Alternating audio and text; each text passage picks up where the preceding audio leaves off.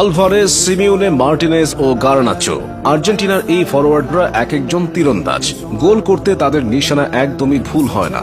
বল পেলেই তারা প্রতিপক্ষের ডিবক্সে আক্রমণের জোয়ার তোলেন। ডিফেন্ডারদের নাভিশ্বাস তুলে গোলকিপারকে ফাঁকি দেয়া তাদের কাছে দুনিয়ার সবচেয়ে সহজ কাজ। বামে গার্নাচো, ডানে সিমিওনে, আলভারেজ আর মার্টিনেজ খেলেন পুরোদস্তুর নাম্বার 9 হিসেবে।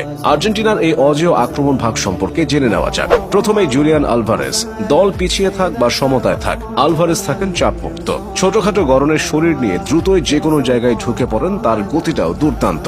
তিনি পুরোপুরি নাম্বার 9 পজিশনে খেলতে পারেন, আবার অনেকটা সেকেন্ড স্ট্রাইকারের ভূমিকাতেও নিজেকে মানিয়ে নেন। কখনো নিজে গোল করেন, কখনো আবার গোল করানোর দিকে বেশি মনোযোগ দেন।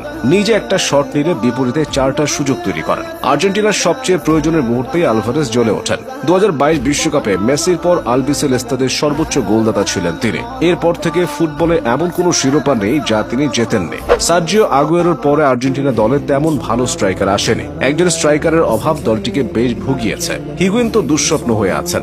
লাউতারো মার্টিনেজও লম্বা সময় নিজের সেরাটা দিতে পারেননি। তবে আলভারেজে এখন আস্থা খুঁজে পাচ্ছে সমর্থকরা। ভার্সেটাইল এই ফুটবলারের বয়সটা সবেমাত্র 25।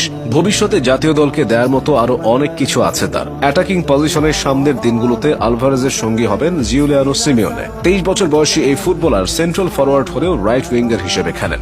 আক্রমণ ভাগের ডান প্রান্ত দিয়ে তিনি বিদ্যুৎ গতিতে ঢুকে পড়েন। তুখোর গতির সাথে দারুণ ক্ষিপ্রতা এবং নিখুঁত ফিনিশিং। সিমিওনে সবকিছুই পারেন। তার আরেকটি বড় গুণ হলো অ্যাটাকিং জোনের সব পজিশনে নিজেকে মানিয়ে নিতে পারেন, আবার মিডফিল্ডে থেকে খেলাকে নিয়ন্ত্রণ করতে পারেন। অ্যাথলেটিকোতে বাবা সিমিওনের অধীনে ডিফেন্সিভ ফুটবল খেলেই অভ্যস্ত এই তরুণ। সেখানে আর্জেন্টিনায় তাকে দেখা যায় ভিন্ন রূপে।